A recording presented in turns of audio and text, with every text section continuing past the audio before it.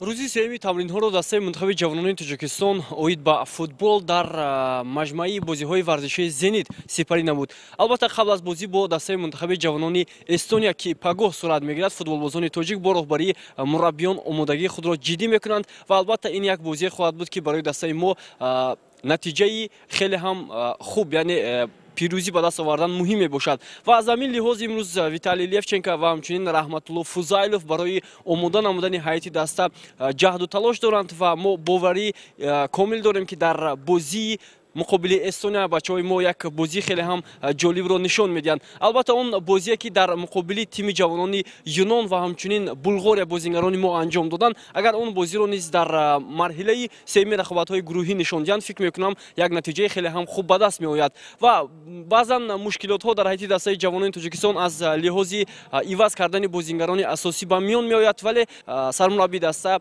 Виталий Левченко дар ин маврид низ аллакай корҳои хеле ҳам хубро кӯшиш дорад ба сомон расонад. Ва бозии дастаи мунтахаби ҷавонони Тоҷикистон ва Эстония ки рӯзи 12 январ сурат мегирад ва соати 12 бо вақти Петербург ва соати 14 бо вақти Душанбе оғоз мешавад. Ин як бозии ҳассос ва бозии ҳалкунанда барои як роҳхати хеле ҳам муҳим барои дастаҳои ҷавонони Тоҷикистон ва Эстония хоҳад буд. Албатта натиҷаи бозии дастаҳои Юнон ва Булғория низ метавонад ба роҳхати навбатӣ дар гурӯҳи А саҳм гузорад. Бояд гуфт ки бозингарони ҷавони тоҷик дар рақобати аввали худ бо дастаи мунтахаби ҷавонони Юнон бо ҳисоби 1-0 пирӯзӣ ба даст оварданд ва дар дидори дуюм бо Булғория рақобат карда бо ҳисоби 1-0 бозиро бохтанд. Ҳарчанд дар ин дидор футболбозони тоҷик бештар бартарӣ доштанд, вале аз имкониятҳои хуби голзанӣ хуб истифода карда натавонистанд. Ва мо бовар дорем ки дар бозии сеюм муқобили Эстония футболбозони тоҷик натиҷаи хуб нишон медиҳанд. итминон дорем ки